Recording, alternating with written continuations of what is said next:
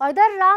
और चलिए खबरों में आगे बढ़ेंगे। सरगुजा से खबर, उदयपुर हसदेव अरण्य क्षेत्र में विरोध लगातार जारी है। कोयला खनन का लगातार यहां पर विरोध किया जा रहा है। विरोध का समर्थन देने के लिए पीसीसी चीफ दीपक बैज पहुंचे हैं। दीपक बैज ने ग्राम सभा की लड़ाई को स्वीकार किया। सरकार में कहीं ना कहीं चूक हुई, यह भी स्वीकार करते हुए पीसीसी चीफ दिखाई दिए। लड़ाई लड़ी जाएगी और दीपक बैज ने कहा है आगे की जो रणनीति है और लड़ाई है वो मिलकर लड़ेंगे, ये भी कहते हुए दिखाई दिए। अगर हम लोग नहीं लड़ेंगे तो कौन लड़ेगा? आदरणीय साथियों, माता बहनों, मैं दिल से स्वीकार करता हूँ चूक हुई कहीं ना कहीं, लेकिन ये लड़ाई लड़ी जाएगी।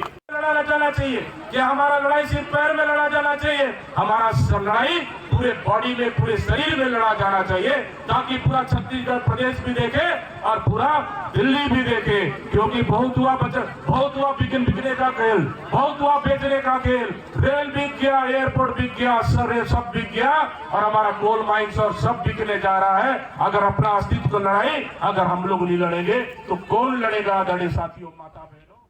और चलिए ज़्यादा जानकारी के लिए बात करेंगे। दीपक कश्यप हमारे साथ इस वक्त फोन लाइन पर जुड़ गए हैं। दीपक जी, क्या कुछ कहेंगे? क्योंकि एक बार तो वो स्वीकारते हुए दिखाई दे रहे हैं जो कुछ चूक हुई हमारी सरकार में हुई, लेकिन अब चूंकि अब विपक्ष में है इसलिए अब लड़ने के लिए सामने भी आ गए।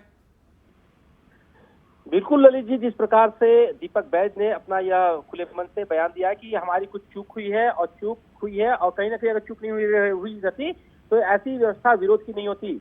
आपको बता दूं कि जो सरगुजा जिले के उदयपुर में हसदेव जो जंगल है, जहां पर कोल माइंस उत्खनन को लेकर के हजारों पेड़ काटे जा चुके हैं, इसे लेकर के लगातार वहां के स्थानीय लोग हैं, कई जनप्रतिनिधि हैं, कई ऐसे मंच है जो इस पेड़ कटाई का विरोध कर रहे हैं।